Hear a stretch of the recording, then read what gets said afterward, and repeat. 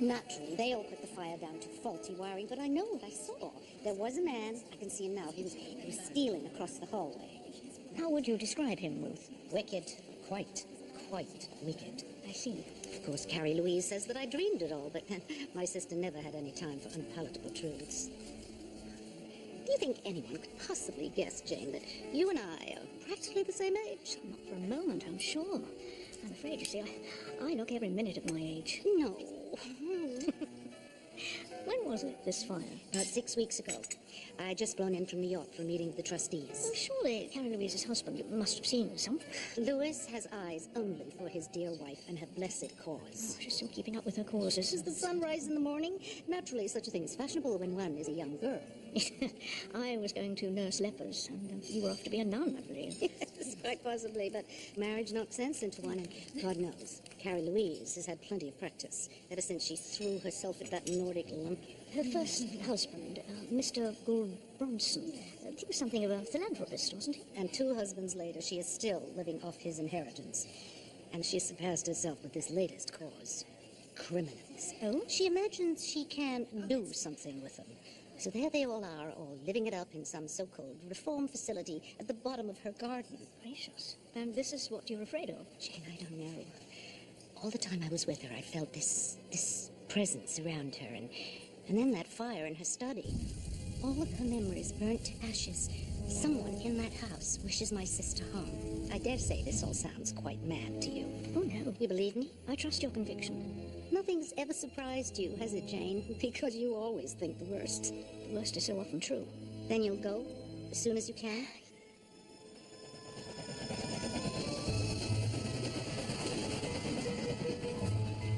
Do you remember how she and Gould Bronson longed for a child of their own?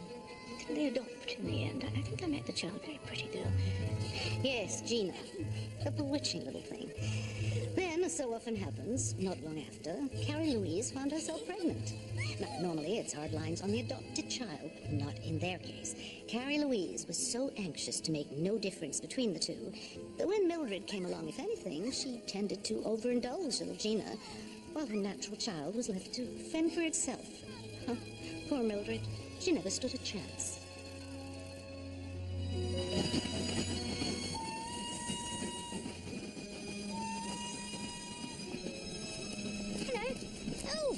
Hello. Oh, what a nice string bag. You must be... The next train on platform 1 is the 4:50 from Paddington. All stations to Little... I said you must be Aunt Jane. Then you must be Gina. How did you guess? Don't answer that. Come on.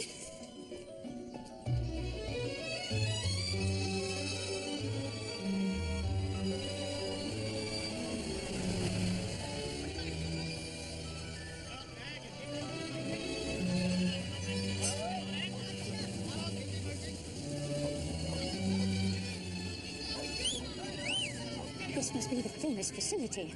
Where Mummy keeps her young men.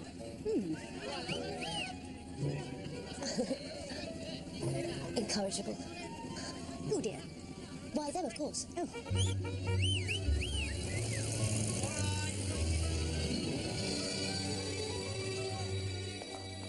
Mummy.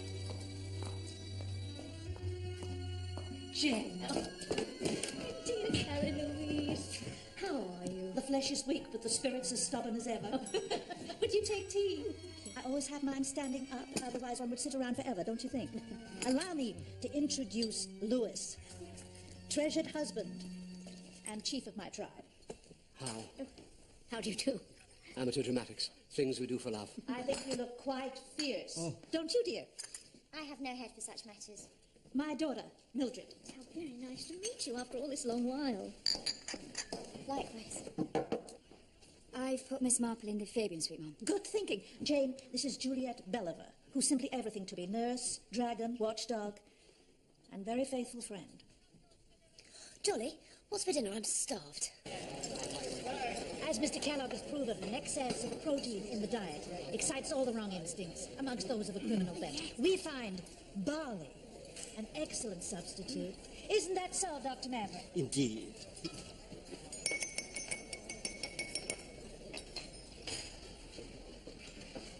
For what we are about to receive, May the Lord make us truly thankful. And may he, in his wisdom, remind us that without these and all his gifts, we are like a rudderless ship. Oh, dear. Doomed to perish upon the rocks. Amen. Thank you, dear. Vividly put. I like us all to eat together once a week. I want all my charges to feel they're like part of the family. And so we do, my dear. They make a splendid couple. I should hope not. That's my stepson, Stephen Restrick, by my second husband, Johnny, the theatre producer. Of course he is. All manner of waifs and strays under this roof. Everyone's allowed the odd error of judgment. Dad was yours, isn't that right, darling? Stop it, you're making my mother sound quite fast. So she is. A couple more divorces, I shall have all her exes carved into the rock like Mount Rushmore. Not quite a laughing matter. Stephen has made himself indispensable to my wife's dramatic review. Carrie Louise likes me to stage a show for her every year. It's a morale booster for the troops. Are you in the theatre like your father, Mr. Restrick? I'm in fabrics. Soft furnishings. Keeps me out of mischief. Stevie's going to storm the West End in the spring, aren't you, darling? And Gina's husband? A gentleman called Wally Hurt, from Wyoming. Mr. Hart has a great fondness for grilled chicken. What is he doing? He's mending a toaster. A very capable fellow. Wally was a GI during the Normandy landings. He and Gina met during VD. You can imagine. On the contrary, I think they're admirably suited. Did you have a good war, Wally? Well, it didn't kill me, but it didn't make me stronger.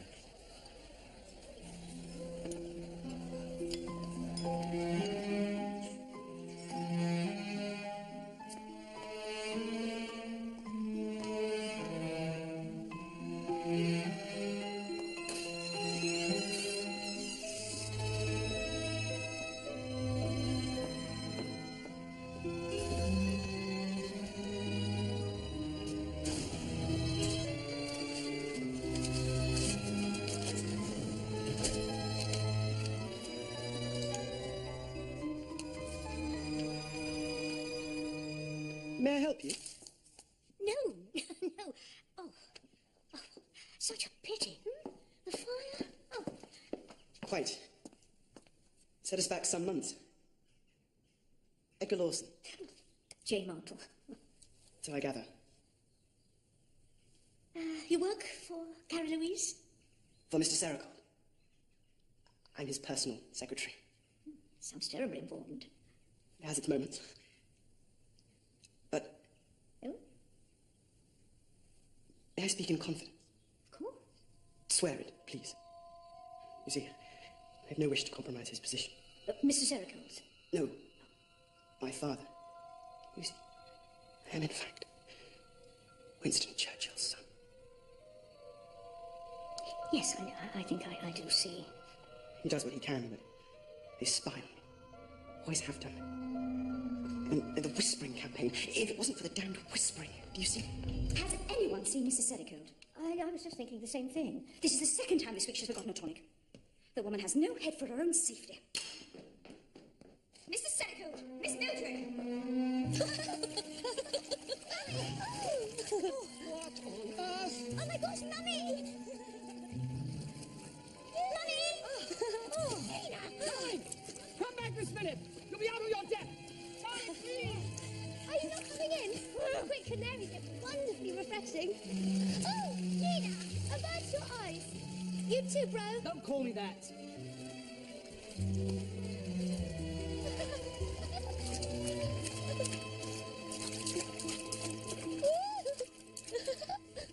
What were you thinking of? Well, Stephen happened to mention that a cool dip works wonders for arthritis. And you know Mama, always the first to the barricade. But she can hardly swim! Oh, poppycock. Oh! Happy now? Call sufficient chaos for warning. Give it a rest, Mill. I'm coming! I'm coming! Careful, Noise, it does get deep there. What did they say, Miss Marple? Blood will out. Is he an able swimmer, Mr. Sericott? How can anyone here actually swim?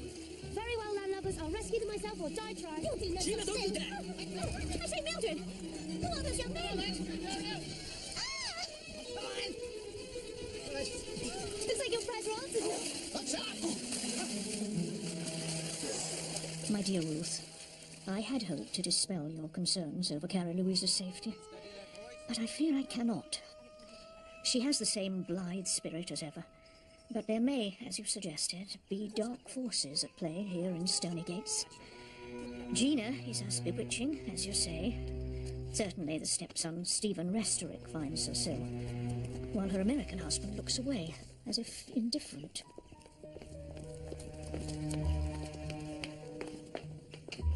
And then there is Edgar Lawson. He is maladjusted, certainly, but there is something else a little wrong about Edgar Lawson. Though what it is, and whether it touches Carrie Louise, I cannot yet say.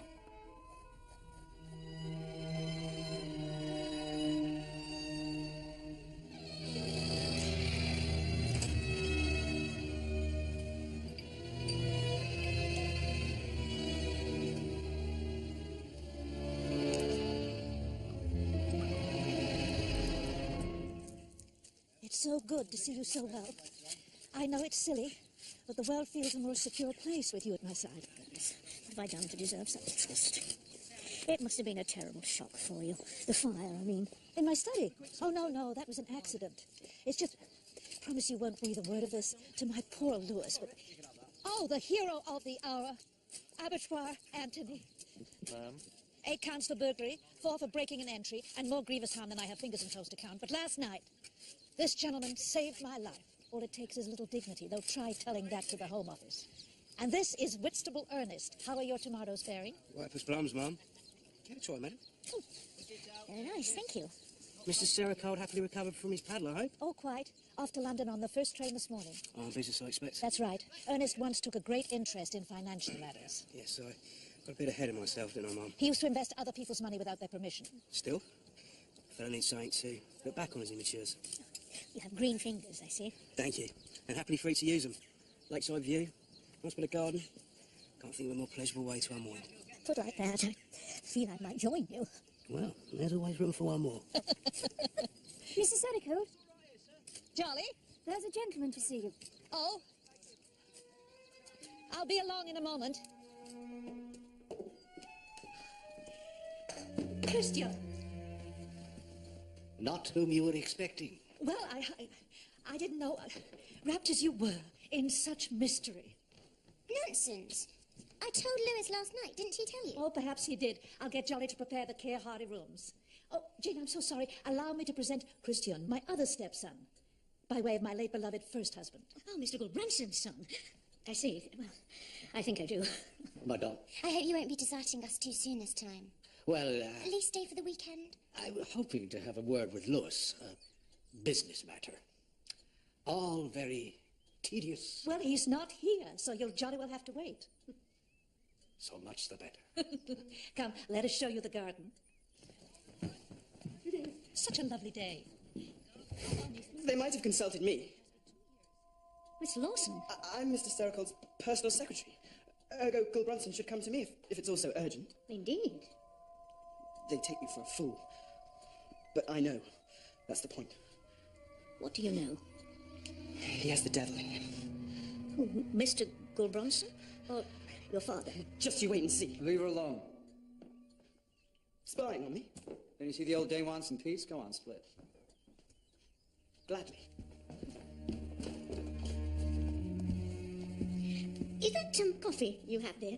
Perhaps you could spare a drop. My nerves. I make it pretty strong. Well, that's the way I like it. A cup of Joe, isn't that what you Americans call it? Or is that just what the pictures? You know, I sometimes wonder who or what Joe is. Well, God bless him, whoever he is. Oh, cheers.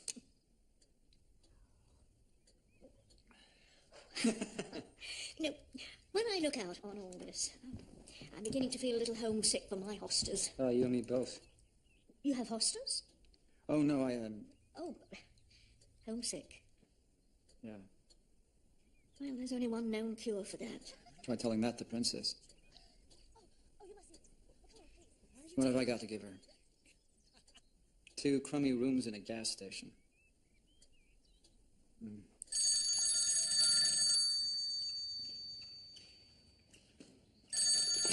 Hello, Stony Gates. Very good, sir. There's no need. I've already informed the groundsman. I'll see to it myself. Goodbye. That Mr. Saracone. Yes, sir. He'll be home in the 427 as planned. Perhaps I might drive up and meet him from the station. He prefers to walk. Very good. Miss Bellamy. I should see about dinner. Miss Marple? Oh, Mr. Wilbronson. Just often to lie down. Well, don't let me keep you. Miss Marple, you've known Carrie Louise. Oh, most of my life, would you believe? Such a comfort. Old friends. I like to think so. We have a different perspective, one might say. How do you find her? As great an idealist as ever. But it may be she does not appreciate the evil there is in the world. Tell me, how is her health? She seems well enough, apart from the arthritis. And her heart? Is her heart strong? As far as one can tell, Mr. Wilbronson. Until supper time. Enjoy your shut-eye. Oh.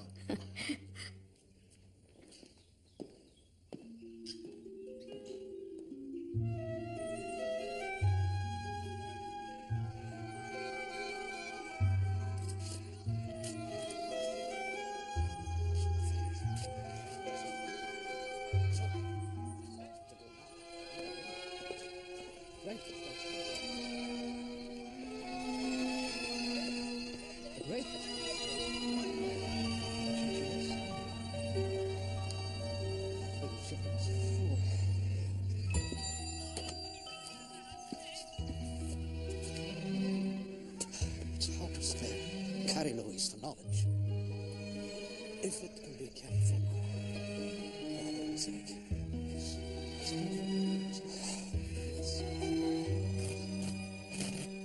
Oh, dear.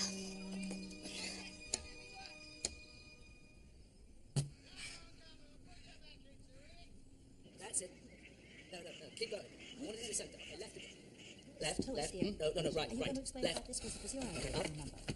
Well, To the right. Bit further to the right. Just a bit. Well, you wanted to wear that. Oh, dear. Further. Sorry, old girl. Oh, Mel, I thought you didn't approve of such things. Try anything once. I bet. Christian, I hope you'll stay for the dress rehearsal. I'm a little weary. Could I have some paper and a typewriter brought up to my room? Of course. Miss Bellamy. I'll see to it at once. How nice. All of us together under the same roof. Yes.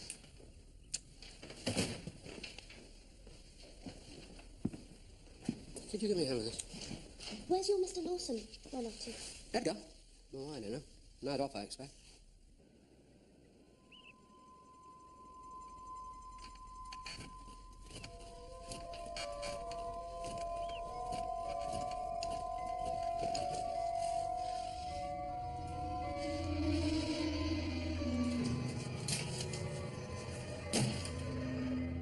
Yes.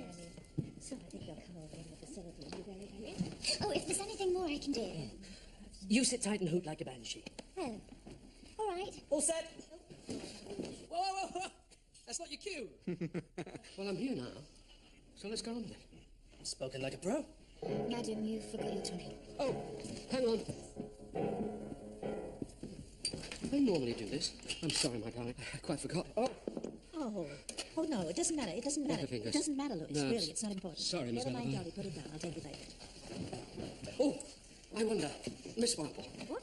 I wonder if you wouldn't mind. Oh, but I don't seem to have my glasses. On your head? No, oh, yes, Get yes. on with it.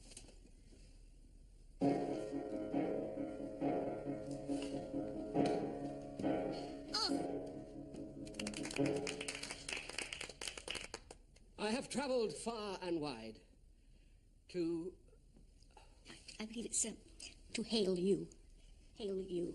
hail you from the great gods of our tribe. Dear me. They say that I, Big Chief Running Bear, must brave all for the love of my dear. Third and finest, Louis? What? Third and finest. Oh, quite, sorry. My third and finest score Summer rain. Oh, Gina, you look so good. Grief. That's a lovely dress.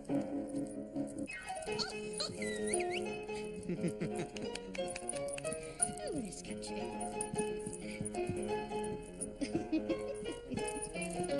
Here we go. Her beauteous eyes, most pleasantly framed. Oh, bravo. Most eloquent, Stevie. Edgar. Edgar. Sit down. Not again. Wiring's on the blink. I'll go and check the fuse box. Oh, good man, Wallace. Well, what now?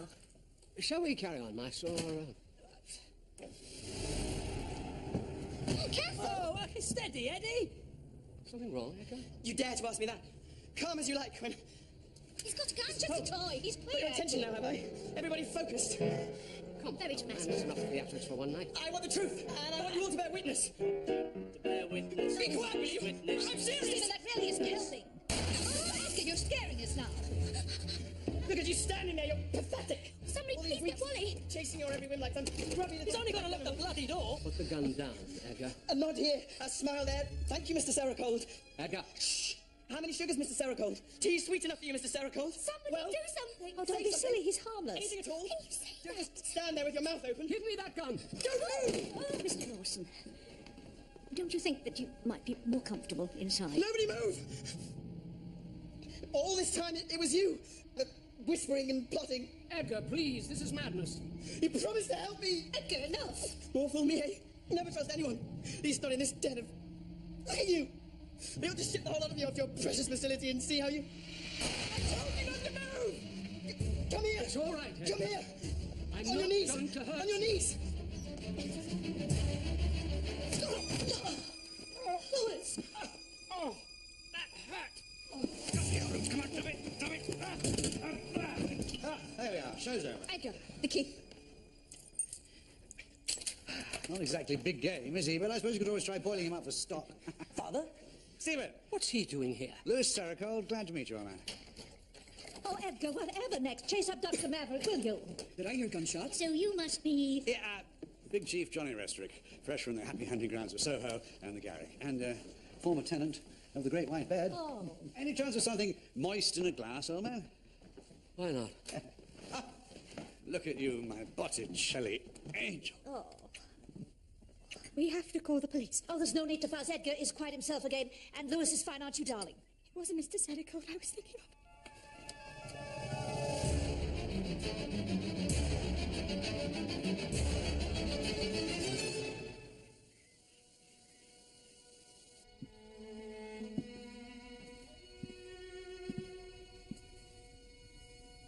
He was always so precise about his appearance.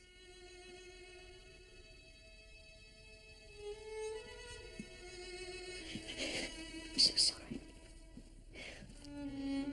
How could anyone do such a thing? Forgive me, Carrie Louise, but had you any idea that your former husband was coming to Stony Gates tonight? Johnny? Yes, how do you know? Well, earlier, dear, when we were near the glass house, you tried to tell me what was troubling you. Yes, you see, Johnny kept writing me these long letters, like some supplicant at the gate, threatening to end it all if I turned him away. And you gave him hope? Never! Though heaven knows what Louis will make of it. He gets into the most dreadful huff if he so much as sees Johnny's name in the newspaper.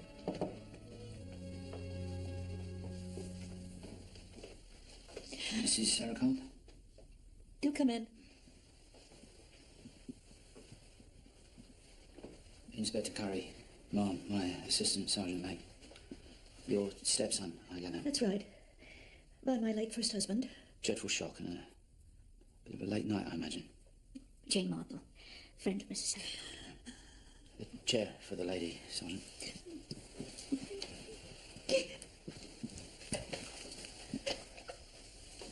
So, let's see if I've got this straight. Deceased arrived today on a pressing matter of business with your husband, Mr. Louis Saracold. Deceased then retired to his room after a light supper, where he was stabbed in the back, while the rest of the company were busy downstairs, locked in the drawing room for a theatrical performance that went awry on account of a Mr. course. That's correct. Nothing to concern you there, Inspector. A momentary aberration. One of your convicts, is he, this Edgar Lawson? What of it? What's he in for? Oh, I see.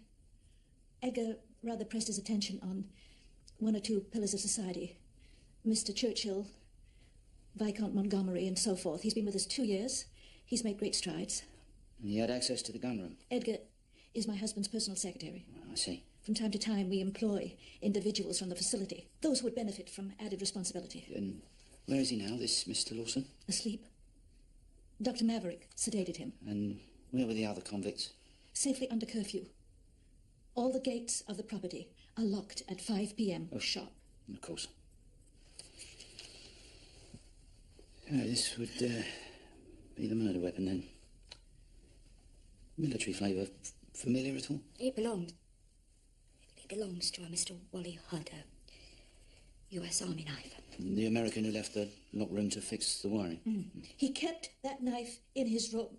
Absolutely anybody could have taken it. Well, I think we've gleaned as much as we can from the crime scene.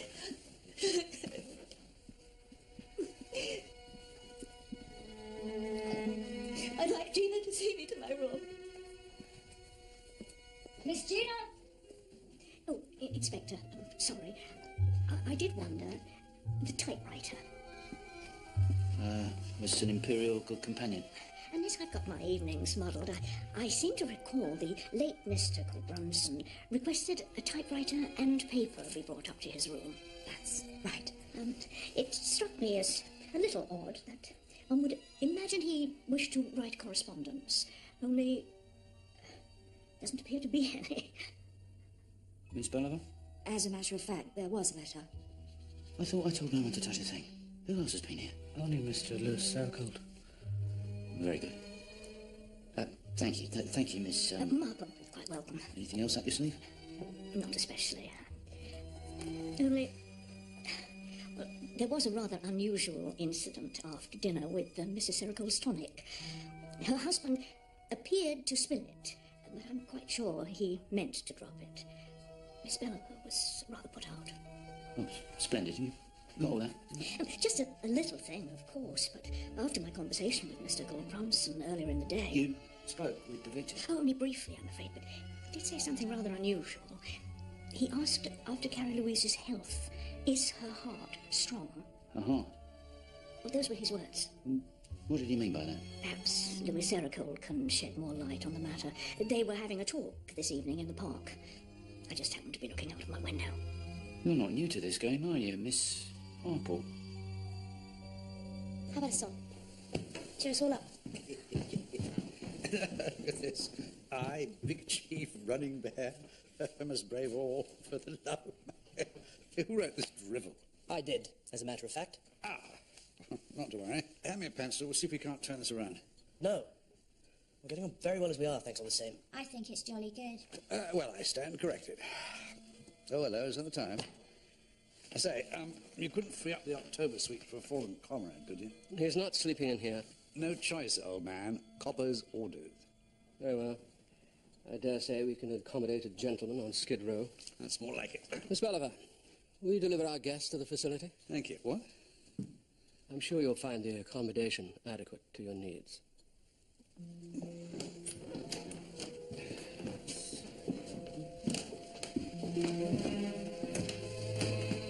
Quite correct on both counts. Christian and I did speak before dinner, and there was indeed a letter in the typewriter. Ah, I have it with me now. I take a dim view, sir, of those who meddle with my evidence. Of course you do. But you see, I knew my wife wanted to view her late stepson's body, and if she were to glimpse the letter's contents... All sounds very grave, sir. What matter of business could be Well, that's so nothing to terrible? do with business. Well, you were colleagues.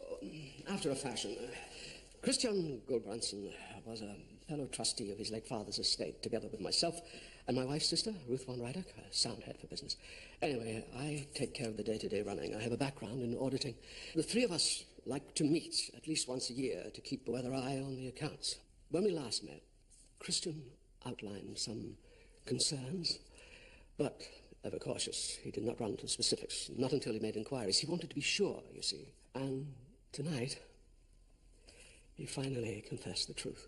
We agreed that he should write to Ruth at once and seek her advice. There, read it. Dear Ruth, a crisis of extraordinary gravity has arisen, and I am at a loss how to deal with it. I know how your deep affection is for Carrie Louise, and how grave your concern for anything that affects her. Not to beat about the bush, I have reason to believe she is being slowly and cold-bloodedly poisoned. I first suspected this when... And here he breaks off. Well, murdered. Beggars belief. Only living with her in and out of each other's pockets, one doesn't see the little changes. And you think Christian Gulbranson knew the identity of the poisoner? He had an idea. If only I'd pressed him. I wanted you to know, Miss Marple, as an old friend of my wife's. Thank you. All of you. You agree? It's imperative. She discovers no hint of this threat. If the woman's in danger, she needs to be made aware of the risk. But who would wish harm on Carrie Louise? A woman so universally admired. What possible motive? Well, with most of the household locked in the drawing room, and Mr. Sericold here held at gunpoint by the harmless Edgar Lawson. Yes, that would seem to narrow the field. If I could just... Thanks. Like I told you, I came straight here. The crazy British wiring, the main fuse box was blown second time that night. Second, sir? Yes, I'm told. The lights went out around 7 o'clock. Care to explain what your knife was doing in that fellow's back, sir? Well, it was in our bedroom. Second drawer, bedside table. Anybody could have taken it. Anybody. Do you believe it? I never had much time for Americans. Well, at least this one did his bit in the war. What about the household staff? Night off. The ex-husband, Johnny Brestrick? I reckon it was him. It has to be. He's the only other person who's unaccounted for. Right, sir? I think we can do better than that. Never underestimate the power of the obvious, Sergeant Lake. Sir? Flock of jailbirds, rotten to the core, simmering in their own juices. The leopard don't change his spot, Sergeant Lake. Not in Westbucks. Certainly well drilled, sir. Apparently they do training like this every morning. I mean, they're training for what? What's he doing here? Lewis Circle's orders. Not keen on the competition, eh? Come on. Mr. Estrick, a word, if you please. If you ask me, Lewis wants a closer look. I mean, these city suits are just glorified clerks, you know, coming up west. Friday night, you know. But I wouldn't melt in his mouth, though, please. I seen it dribbling down his chin. What brought you to Stony Gates, Mr. Estrick? Love gave me wings. You gotta get fit, you see. And Mrs. Sericold? Look, everybody's entitled to a second chance, aren't they? Except for murderers. Oh, please. So, you walked from the station, proceeded through the park to the back of the main house. Is this correct, sir? Perfect suspect, ain't I? Quite alone, no witnesses. See anything, sir, on your way round to the house? Now, I did have one of my mad creative turns. Yeah, I wouldn't expect you to understand that, how could you? I might. Well, it was the fog that got me going. Standing there in the darkness of the garden. Footsteps, and then the gun. Pow, pow! I thought to myself, now that's exactly the effect that I want for my Limehouse nights. My ballet? Footsteps. Where from? Impossible to say, old man. So you'd cross the garden to the French windows? Yeah, well, fancied a closer look. Anything wrong with that?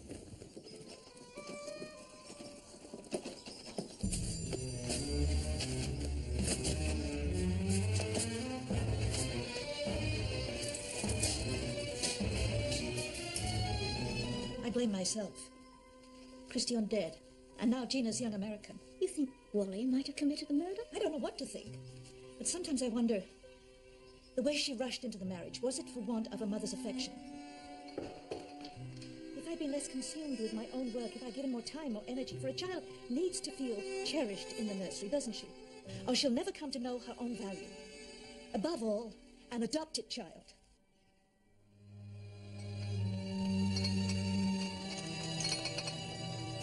What was that? Oh, no, look. Stop, please! Stop!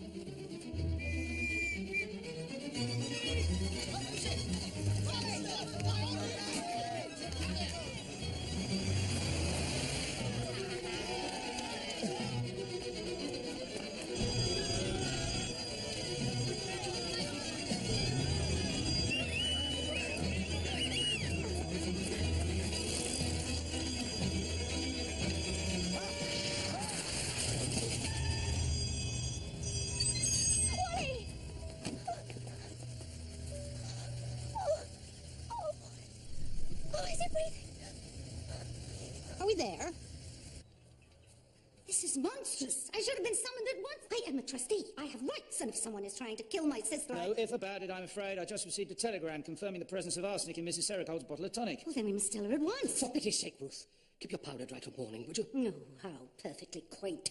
No wonder you people lost the Empire. There is a killer on the loose, and... You think I don't know that? You think I don't hold my breath every time she lifts a spoon to her lips? I'm trying to protect my wife as lovingly as I can. You make too much fuss of her. You always have. How is Mr. Hudd faring? Oh, we'll have him off your hands in no time, Mum. Just as soon as he's fit to move.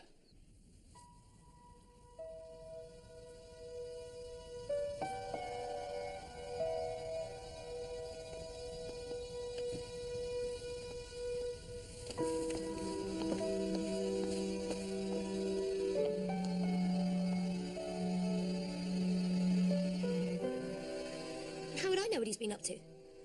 How would I know the first thing about him? I'm only his wife, after all. Sorry. Such a mess. Found it in a drawer somewhere. It's the air of contrivance I don't care for. What? Well, I was simply thinking how convenient it all was. There we were, in the drawing room, safely under lock and key, at precisely the moment when... I take your point, but if there was no other way out... Wally! Gina! Gina! Don't you dare, Desmond! Don't you dare! Get away from me! Get away from me! I will not let you! You can't take me! I have something very important to show the inspector! What fresh hell is this, eh? Please,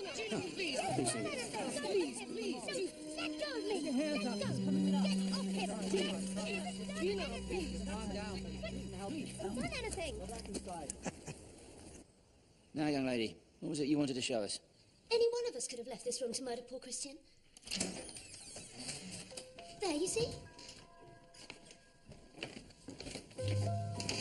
Come along, Sergeant Lake. Come on. Go on. This way, Inspector.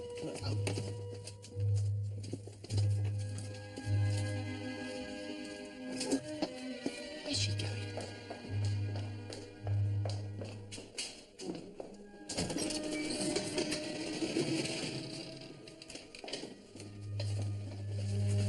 Sherlock matches. Recent, I should say. Interesting smell. Diesel? Possibly. So you see, Inspector, any of us could have done it. That's absurd. Once Mr. Lawson started firing, we were all frozen to the spot. What, nobody moved? Everyone present and correct throughout Mr. Hudd's absence? And I want you all to bear witness. Absolutely. But the lights were out. I know what I saw. Stephen? He was larking about at the piano. I told him off. Stephen, that really isn't helping. No, Stephen went for help. All these weeks typing your letters. It's only gone off the bloody door. And, where did he go after that? I couldn't honestly say. And young Mrs. Hudd? Gina. She was with me, just behind the others. Are you quite certain of that fact? Well, now that you press me, she came away from the window. Somebody please get Wally!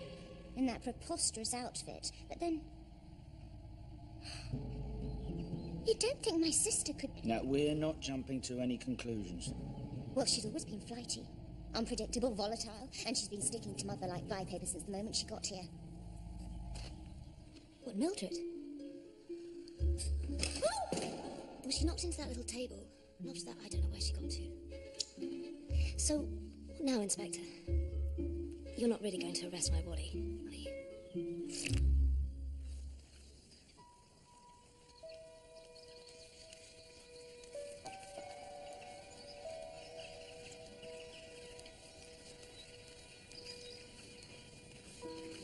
What are you doing, Aya?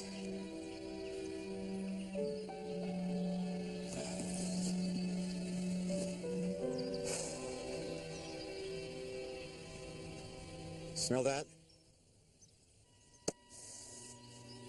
Giant redwood. Smells of America. This baby's about the last thing in this damn place I can count on. Don't be so melodramatic. Anyway, this baby is a Wellingtonia, not a redwood. Just indifference. Wally, where were you going on that bicycle? What about me?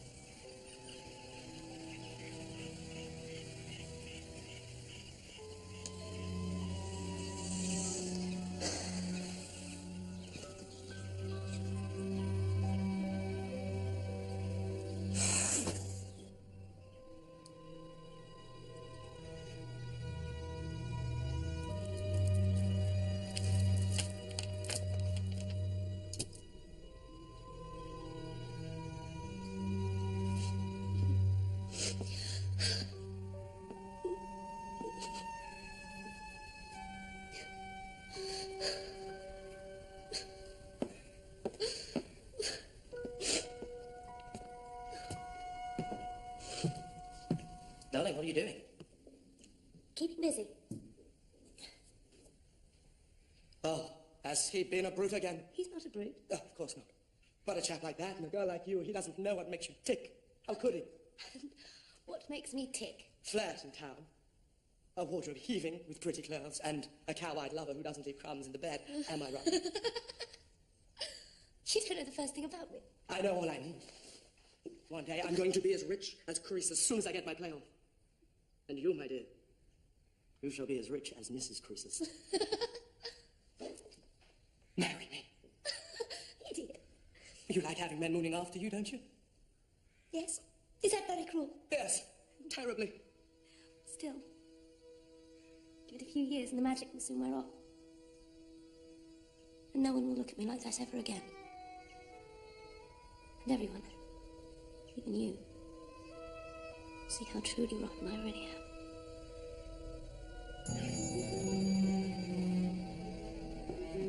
Stephen! Hello, Bill. How could you? I don't know why I'm surprised. Anything goes with Gina, or anyone. Please don't say anything. You won't say anything, will you, Mill? It's the timing that sickens me. Timing? Mother being poisoned. What? Didn't you hear?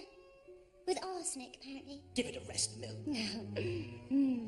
Mark the air of tragic surprise. Don't come all innocent with me, young lady. As I said, blood. Well, out.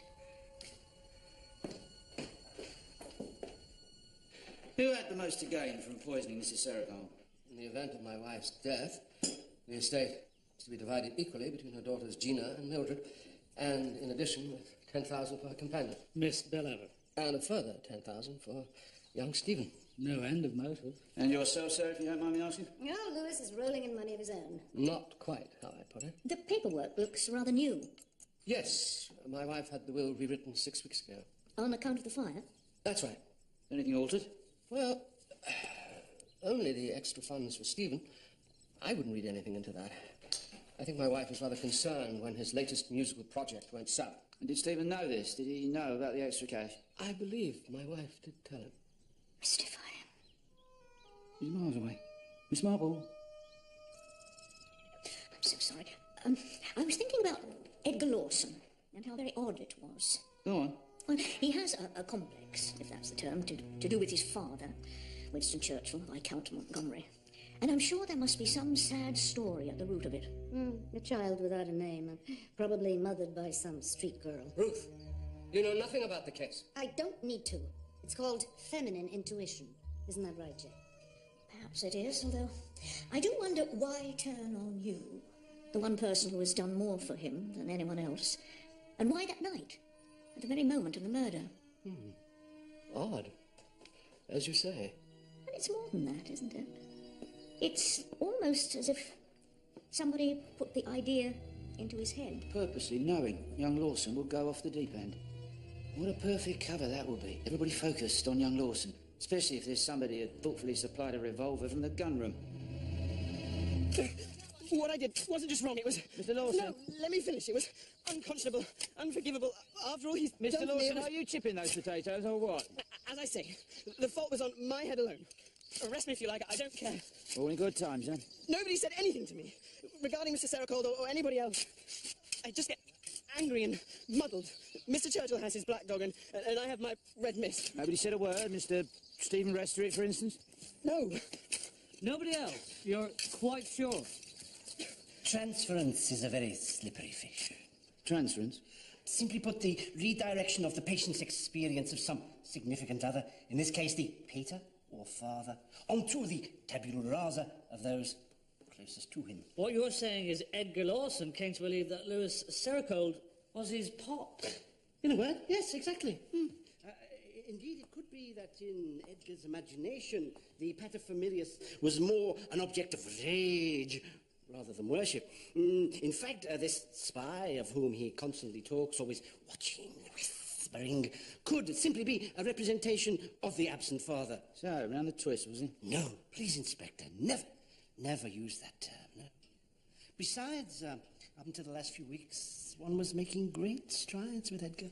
Where were you on the night of the murder, Dr. Murray? I was here, in the facility. I've made a note of my movements with approximate timings.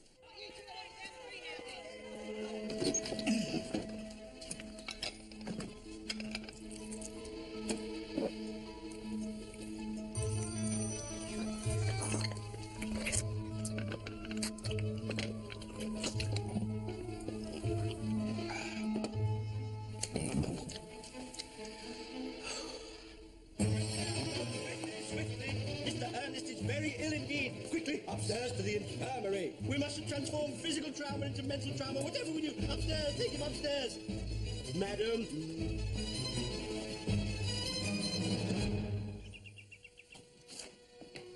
Oh.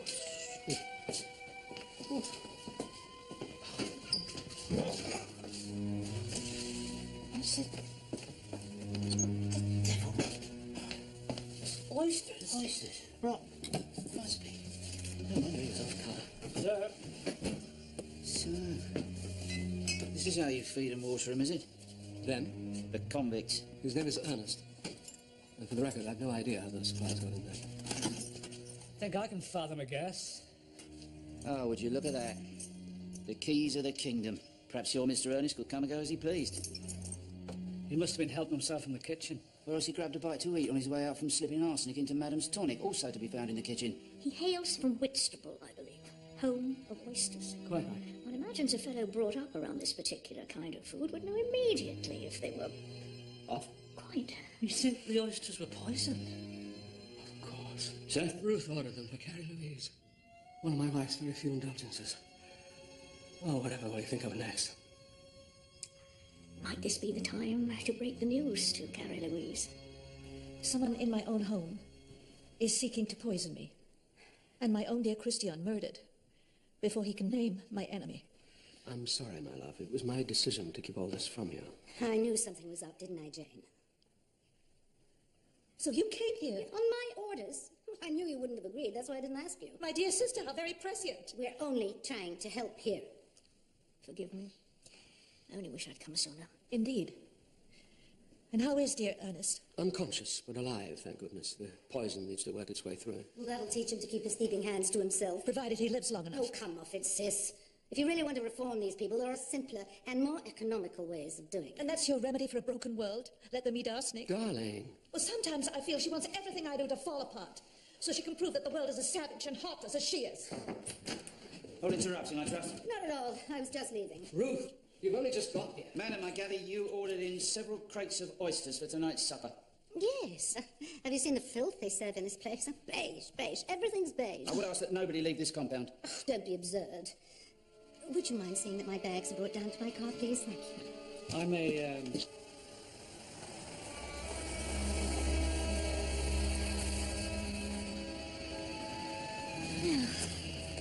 Ruth and Carrie Louise have always been the best of sisters, provided they maintain an ocean between them. And Johnny Resterick, is he the best of ex-husbands? The jury is out. Is that the phrase? Johnny? Still, it's not easy to conduct a poisoning campaign from the bordellos of London's theatre district. An excellent point, Inspector. Very well made. Oh, thank you. You know, it did occur to me that we've, all of us, been so busy wondering if the convicts could have climbed over the gate to the main house that we've lost sight of the other gate. Are they? by the lodge. Johnny Restrick claims he entered the house through the park. I gather these are locked every evening at 5 o'clock sharp. One wonders, how did a gentleman past his physical prime get over? Or through? Well, unless someone gave him a helping hand. His son, Stephen, we know he stands to gain from the will. Perhaps, although I don't sense any great intimacy between father and son. Well, who then?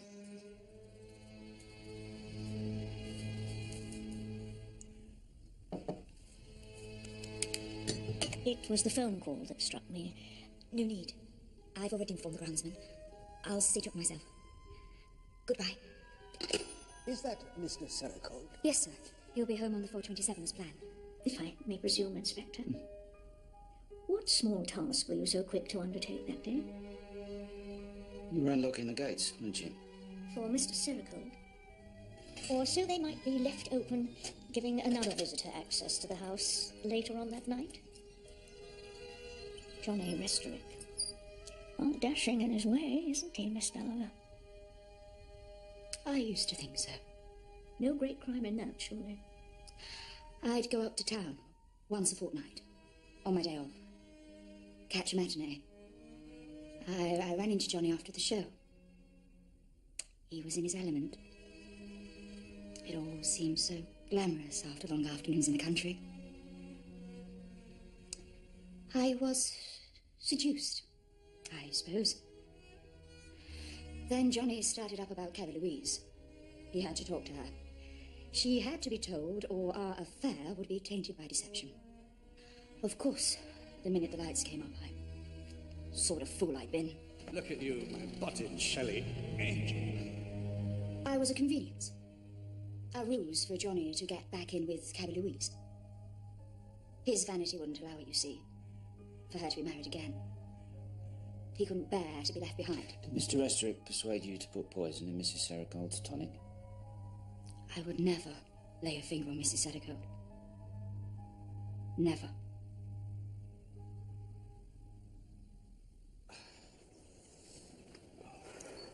Marks? You set? Yep. Look, I'm devoted to Carrie Louise. What do I want to bump her off for? And with arsenic, of all things. Personally, I've got a weakness for curare, a much underrated poison. Give it some backbone, Sergeant! What's all this in aid of, anyway? Just trying to get my facts in order. You were standing here when the first shot was fired, correct? If you say so. Question is, from the moment the lights went out in the house, how much time does a gentleman need? For what, exactly? To enter the house, slaughter poor Mr. Gulbranson, then out again, ready for your grand entrance at the drawing room. See? 1 minute, 7 seconds. Murder is a lot quicker than people generally imagine. I'm not half as quick as your sergeant. More state of his lungs. Well, it's hardly scientific, is it? I mean, you don't even know where I was standing. You've only got my word for it. You might be in love with her, but you'd rather see her dead than happily settle with Mr. Sericold, eh? You're worse than Dashiell Hammett. Time to make track for the facility. The curtain goes up in 15 minutes. You're not seriously going ahead. The show must go on, apparently. Oh, Louis, this is hopeless. Oh, don't worry, my love. The Cherokee will take it on the chin. There, Edgar, what do you think? Very smart, sir.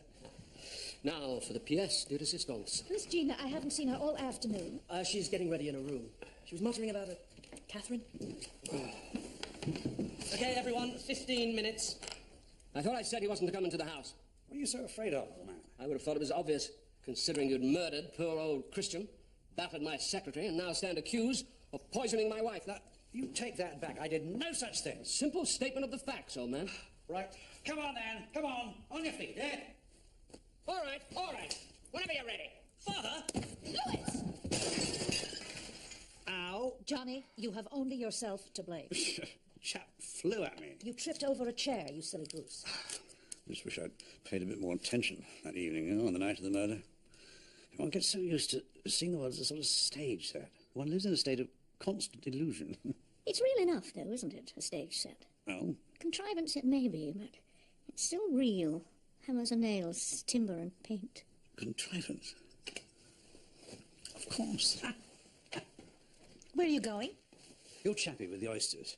Has he come round yet? No, still out for the count. Why do you ask? Oh, it doesn't matter. And thank you. What for? Would you look at these nails? Just look at them. You promise me you'll let me cut them for you after the show, eh? Promise? The sentries think that it's a football that she carries in. When they've had a few, they shout, is Arsenal going to win? They think it's Alec James instead of poor old Anne Boleyn. Underneath her arm, with her head tucked underneath her arm, she walks around town with her head tucked underneath her arm at the midnight. Stay there. Where's Gina? Where's Gina? She's next up. Knock on dead, eh? Thanks. Wouldn't miss it for the world. Underneath her arm.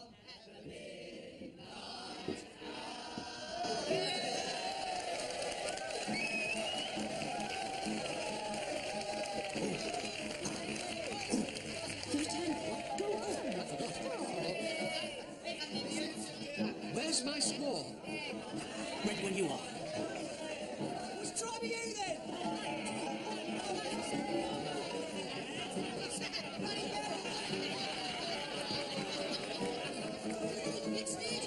Watch out for the camera! Lewis. Lewis. I have travelled far and wide to hail you from the great gods of our tribe.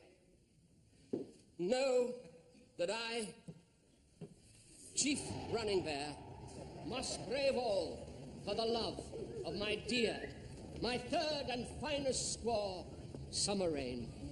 Her beauteous, beauteous eyes pleasantly framed. Behold, she comes, and I am struck afresh by Cupid's dart.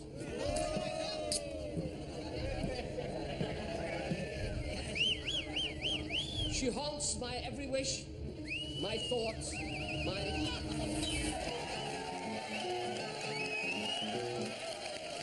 Gina?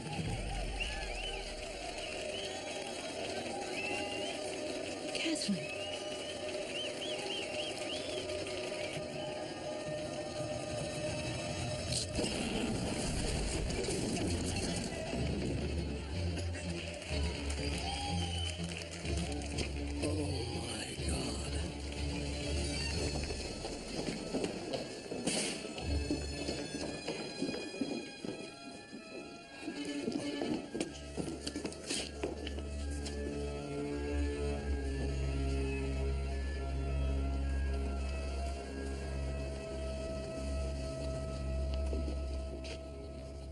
Tell me it was an accident.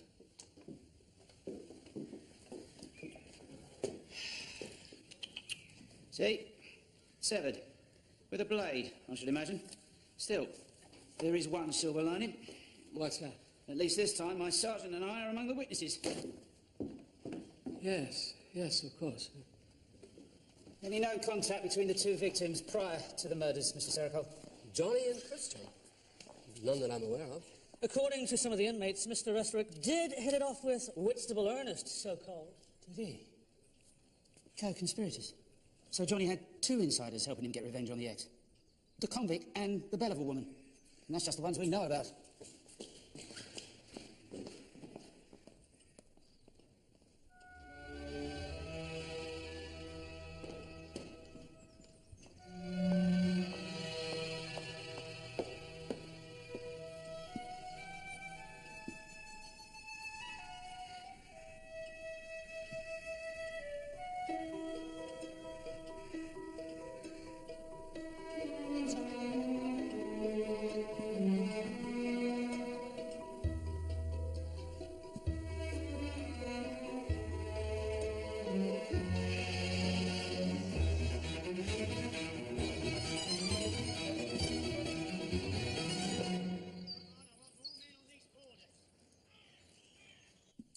Oh, dear. What is it, Jane? You're not standing for your tea. No. Not today. Poor Johnny. My favourite mistake. Would you tell me about Catherine? Who? Catherine Ellsworth, the murderess, hanged 4th of September 1927 in Portland. Mrs. Ellsworth, found guilty on 3 counts of poisoning with arsenic, wore a simple dress of printed cotton on her final journey to the gallows. She spoke only to decline the offer of prayers. Where did you find that? In Gina's room this morning. Catherine Ellsworth was Gina's birth mother, wasn't she? Yes. And the same urges can be seen in the daughter. I told her, Gina is our mystery poisoner, and last night's ridiculous carry-on with that blonde hairdo, making herself look like that murderess to upset Mummy, was nothing less than a public confession. I admit I'm at a loss to know how Gina came to learn of all this. Perhaps someone put the newspaper there for her to discover. That's impossible. No one knew, not even Louis. Only myself and Mildred. Mildred? How could you? She's your sister.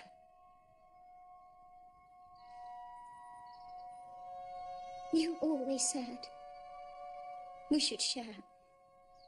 Well, she won't. She won't share. She never did. Not you. Not anybody.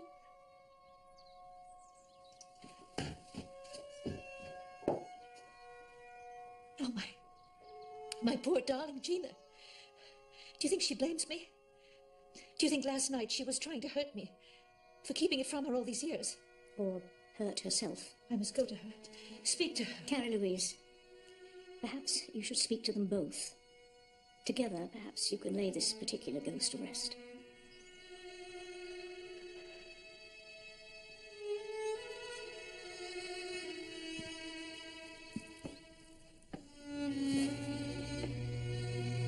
I think I'll finish my tea first.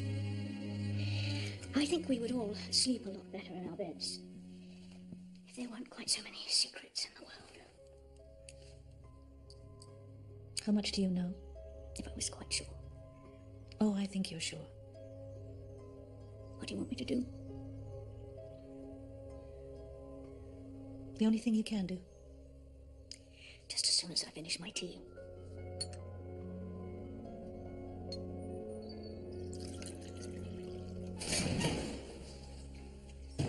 It was Johnny Restorick gave me the idea to think of this room, not just the drawing room, a little to the left, if you wouldn't mind.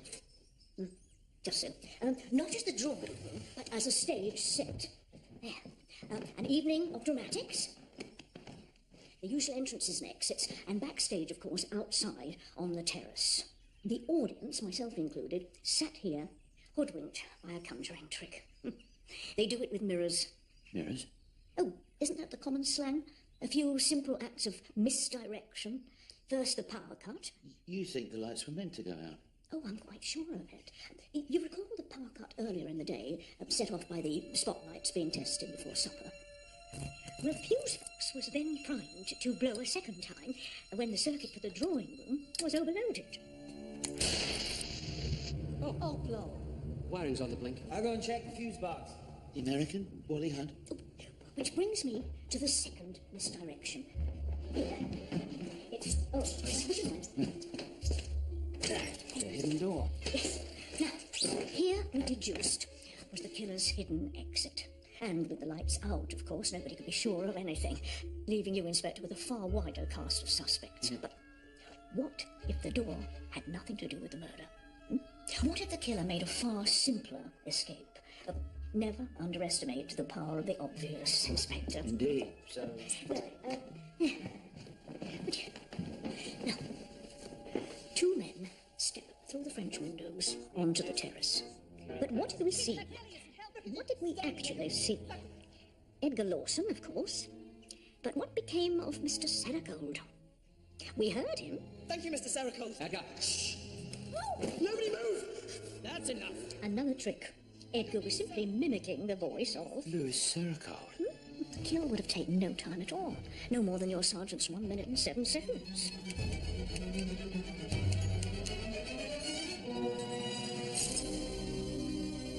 But why? I never saw a man so devoted to his wife. Quite. But how do we know there really was a poisoner? Look at the evidence. Carrie Louise's arthritis was coincidence, nothing more. And her tonic, mixed at the 11th hour with a very few drops of arsenic, intended not for Carrie Louise, but for you and your colleagues to discover. A few words were then added to the letter when Mr. Sericold looked in on the body. I have reason to believe she is being slowly and cold-bloodedly poisoned. I first suspected this when... And the meaning was quite altered. So there never was any plot to poison Mrs. Sericold? No, Inspector. And I'm sure Johnny suspected as much. Hence his rather odd desire to trim Carrie Louise's fingernails a few minutes before he died. A sample of nail clippings would have soon proven there was no arsenic in her bloodstream. But how could he possibly... But there, in the garden, on his way up to the house, he had a glimpse, backstage, as it were. Even through the fog, gunshots and footsteps. And when Johnny befriended Ernest at the facility, I'm sure he began to piece together the hidden story behind the poisoning hoax. And as for all those treats in Ernest's room, a single malt whiskey, the keys, the oysters, they weren't stolen. They were gifts from Louis Sericold. Grateful tokens to a man whose rare talent for fraud and embezzlement had helped restore the fallen fortunes of the Gulbranson Trust. But why? An upstanding gentleman like that. The things we do for love. Wasn't that the way you put it, Mr. Sericold? Quite right. Jane. Kristen Gulbranson had discovered your slide into financial corruption and sought to expose it. Only his affection for Carrie Louise gave him pause. Was her heart strong, you see? You must have known he was on to you the last time Kristen came to Stony Gates, when the trustees convened 7 weeks ago. That's when you conceived your plan, wasn't it? First the fire, started not by faulty wiring, but by your accomplice, Whitstable Ernest, concealed behind the hidden door. Only he left a few telltale drops of petroleum, the smell we took for diesel on the floorboards. The real target of those flames wasn't your wife's photographs or even her will. It was the accounts records housed in the filing cabinet. It bought you some time, but you knew Christian couldn't be put off forever. And so you were ready to silence him when he next came to Stony Gates. The reform facility ate up all we had. The buildings, the endless privileges. It was the only way. I poured everything into it. The trust. My own fortune. It was a last resort. You see that, don't you? It was the only way I knew to make you happy. If you found out. You didn't have to prove yourself to me. With Johnny Rastrick waiting in the wings. Johnny? I saw his letters to you. The man was unstoppable. No, you were my husband. You knew a little, didn't you? I wondered when Johnny... His new friendship had to be scotched before Whitstable Ernest let something slip. The arsenic and the oysters kept Ernest out of harm's way. And Johnny? A spontaneous killing, I would wager, as he stood under the path of that lighting apparatus. Waiting for a word with the leading man. But you were on stage all the time. If it wasn't you... Edgar Lawson. Father? Edgar! Sergeant! Edgar! Stop!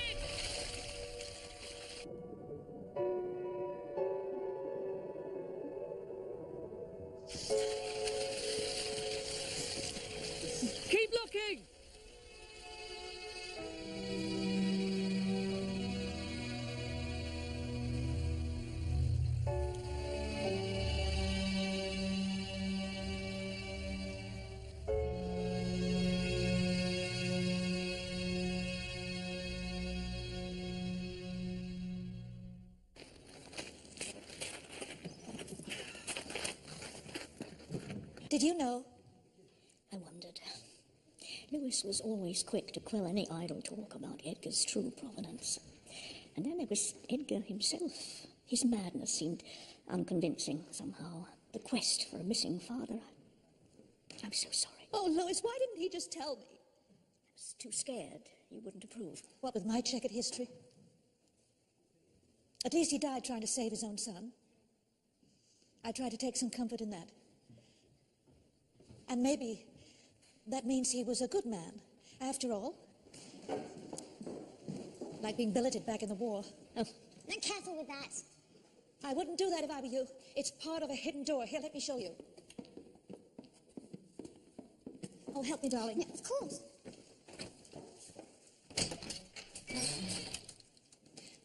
So clever. Come on, Jane. Okay. We're late enough already. The flight leaves at 4. And apparently the pilot refuses to wait. Of course. Are you sure you won't change your mind? Manhattan is fabulous at this time of year. Quite sure. Thank you, Ruth. Damn British wiring.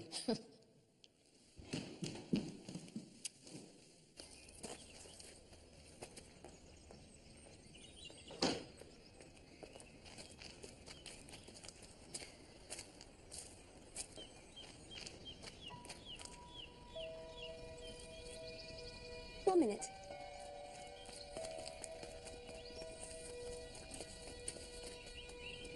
Bam! Wally, where have you been? What are you doing here? You're wrong. I looked it up.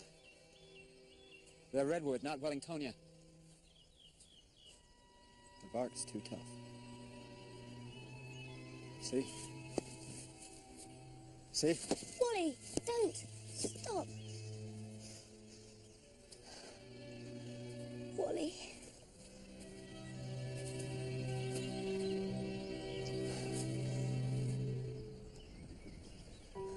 Now you've got me started. Wally,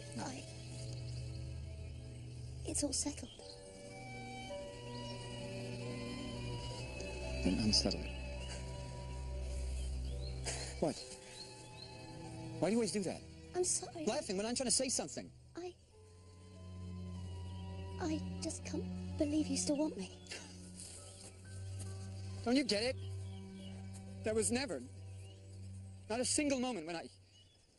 When you what?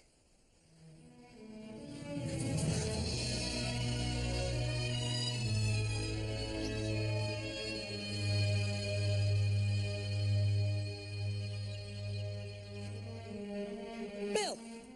Sweetie, you look just the ticket. Do I? Fancy a spin? Thank you, but no. I don't think so. Not anymore. Bill! Bill!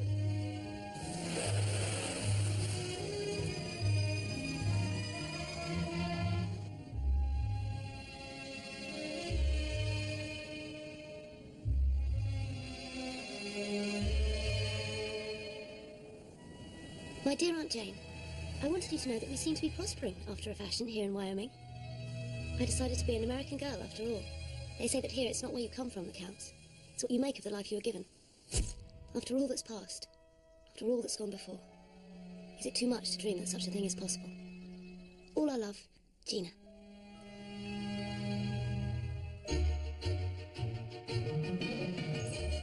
We hope you've enjoyed the series final of Miss Marple. You can find the DVDs at ABC shops and centres. Join us next week for a gripping thriller. The Last Enemy premieres next Sunday night on ABC One.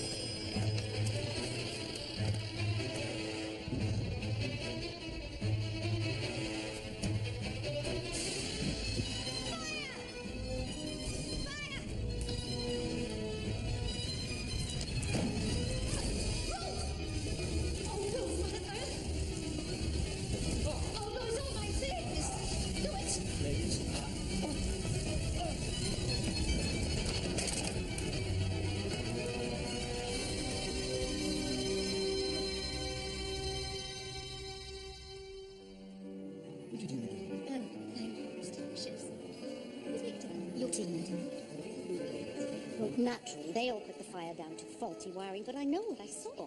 There was a man, I can see him now, he was stealing across the hallway. How would you describe him, Ruth? Wicked. Quite wicked. I see. Of course, Carrie Louise says that I dreamed it all, but my sister never had any time for unpalatable truths. Do you think anyone could possibly guess, Jane, that you and I are practically the same age? Not for a moment, I'm sure. I'm afraid, you see, I look every minute of my age. No. When was it, this fire? About 6 weeks ago. I had just flown in from New York for a meeting with the trustees. Well, surely Carrie Louise's husband must have seen something. Louis has eyes only for his dear wife and her blessed cause. Oh, she's still keeping up with her causes. Does the sun rise in the morning? Naturally, such a thing is fashionable when one is a young girl. I was going to nurse lepers, and you were off to be a nun, I believe. Yes, quite possibly, but marriage knocks sense into one, and God knows, Carrie Louise has had plenty of practice ever since she threw herself at that Nordic lump. Her first husband, Mr. Bronson, he was something of a philanthropist, wasn't he? And 2 husbands later, she is still living off his inheritance. And she has surpassed herself with this latest cause. Criminals. Oh? She imagines she can do something with them. So there they all are, all living it up in some so-called reform facility at the bottom of her garden. Gracious. And this is what you're afraid of? Jane, I don't know. All the time I was with her, I felt this presence around her, and then that fire in her study. All of her memories burnt to ashes. Someone in that house wishes my sister harm. I dare say this all sounds quite mad to you. Oh, no. You believe me? I trust your conviction. Nothing's ever surprised you, has it, Jane? Because you always think the worst. The worst is so often true. Then you'll go as soon as you can?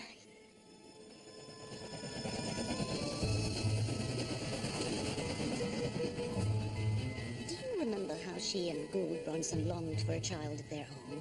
Didn't they adopt in the end? I think I met the child, very pretty girl. Yes, Gina. A bewitching little thing. Then, as so often happens, not long after, Carrie Louise found herself pregnant. Now, normally it's hard lines on the adopted child, not in their case.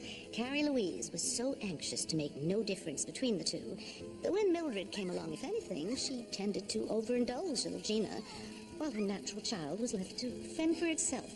Huh, poor Mildred. She never stood a chance.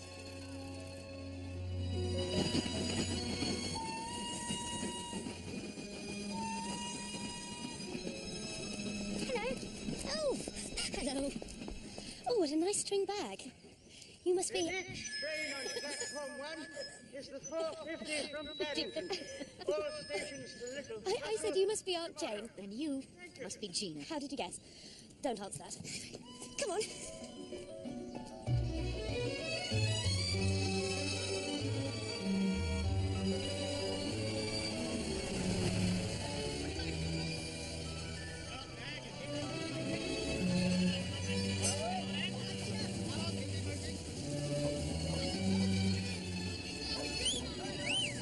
This must be the famous facility.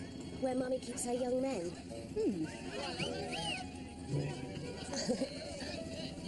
Incorrigible. Oh, dear. Why, them, of course. Oh.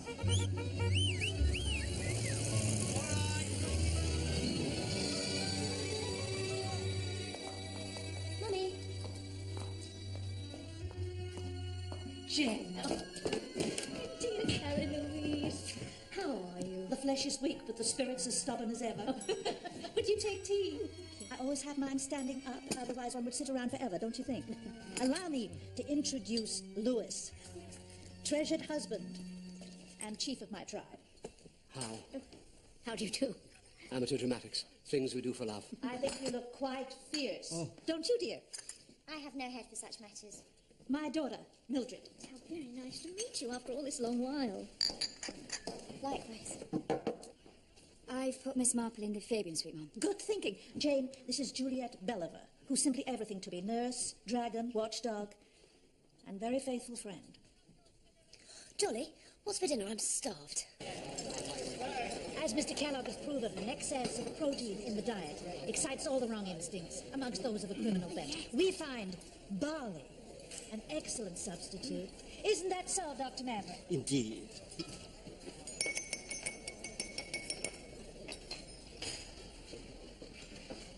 For what we are about to receive, May the Lord make us truly thankful.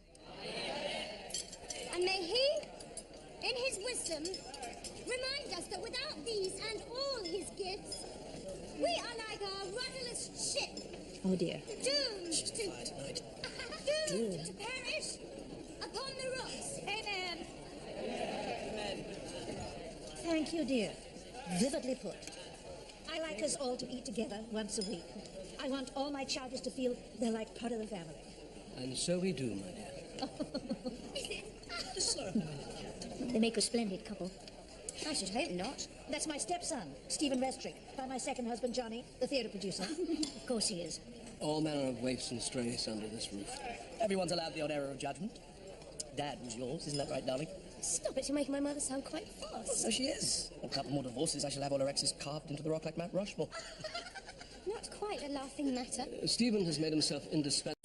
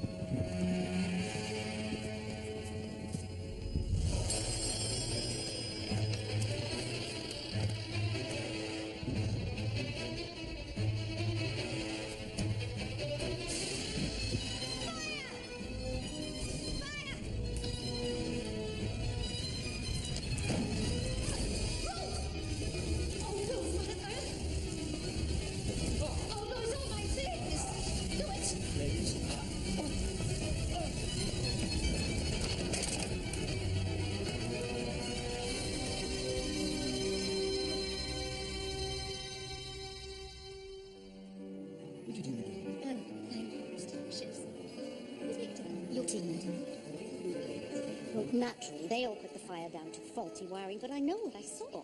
There was a man, I can see him now, he was stealing across the hallway. How would you describe him, Ruth? Wicked. Quite wicked. I see. Of course, Carrie Louise says that I dreamed it all, but my sister never had any time for unpalatable truths. Do you think anyone could possibly guess, Jane, that you and I are practically the same age? Not for a moment, I'm sure. I'm afraid, you see, I look every minute of my age. No. When was it, this fire? About 6 weeks ago.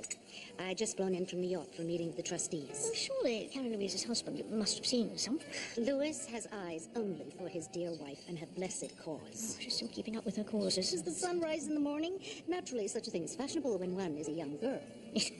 I was going to nurse lepers, and you were off to be a nun, I believe. Yes, quite possibly, but marriage knocks sense into one, and God knows, Carrie Louise has had plenty of practice ever since she threw herself at that Nordic lump. Her first husband, Mr. Gould Bronson, he was something of a philanthropist, wasn't he? And 2 husbands later, she is still living off his inheritance. And she has surpassed herself with this latest cause. Criminals. Oh? She imagines she can do something with them. So there they all are, all living it up in some so-called reform facility at the bottom of her garden. Gracious. And this is what you're afraid of? Jane, I don't know. All the time I was with her, I felt this presence around her, and then that fire in her study. All of her memories burnt to ashes. Someone in that house wishes my sister home. I dare say this all sounds quite mad to you. Oh, no. You believe me? I trust your conviction. Nothing's ever surprised you, has it, Jane? Because you always think the worst. The worst is so often true. Then you'll go as soon as you can?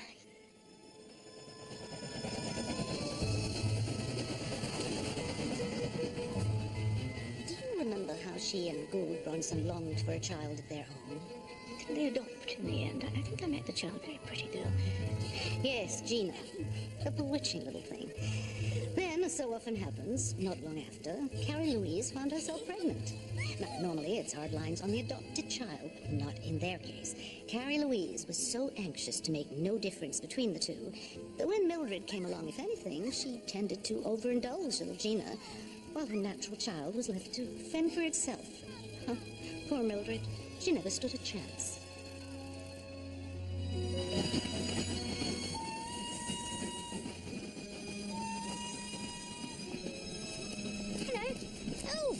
Hello. Oh, what a nice string bag. You must be... The next train on platform 1 is the 4:50 from Paddington. All stations to Little... I said you must be Aunt Jane. And you must be Gina. How did you guess? Don't answer that. Come on.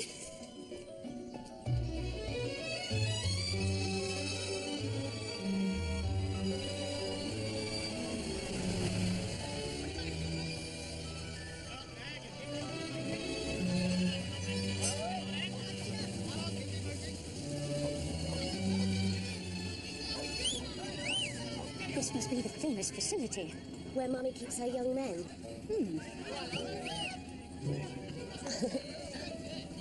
Incorrigible. Oh, dear. Why, them, of course. Oh.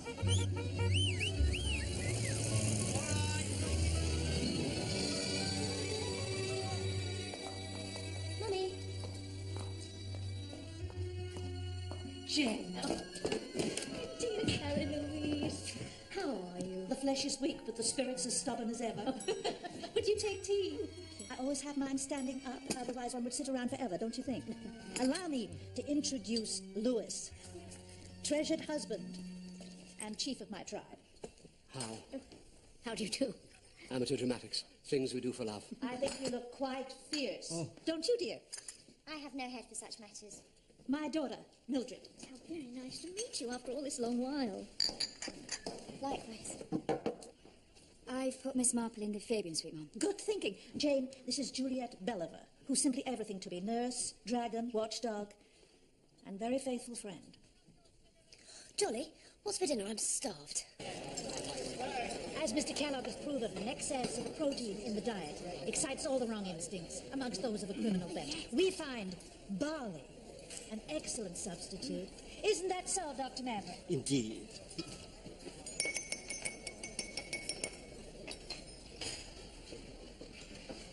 For what we are about to receive, may the Lord make us truly thankful. And may He, in His wisdom, remind us that without these and all His gifts, we are like a rudderless ship. Oh, dear. Doomed to... doomed to perish upon the rocks. Amen. Thank you, dear. Vividly put. I like us all to eat together once a week. I want all my charges to feel they're like part of the family. And so we do, my dear. They make a splendid couple. I should hope not. That's my stepson, Stephen Restrick, by my second husband, Johnny, the theatre producer. Of course he is. All manner of waifs and strays under this roof. Everyone's allowed the odd error of judgment. Dad was yours, isn't that right, darling? Stop it, you're making my mother sound quite fast. So she is. A couple more divorces, I shall have all her exes carved into the rock like Mount Rushmore. Not quite a laughing matter. Stephen has made himself indispensable to my wife's dramatic review. Carrie Louise likes me to stage a show for her every year. It's a morale booster for the troops. Are you in the theatre like your father, Mr. Restrick? I'm in fabrics. Soft furnishings. Keeps me out of mischief. Stevie's going to storm the West End in the spring, aren't he, darling? And Gina's husband? A gentleman called Wally Hurt, from Wyoming. Mr. Holt has a great fondness for grilled chicken. What is he doing? He's mending a toaster. A very capable fellow. Wally was a GI during the Normandy landings. He and Gina met during VE Day. You can imagine. On the contrary, I think they're admirably suited. Did you have a good war, Wally? Well, it didn't kill me.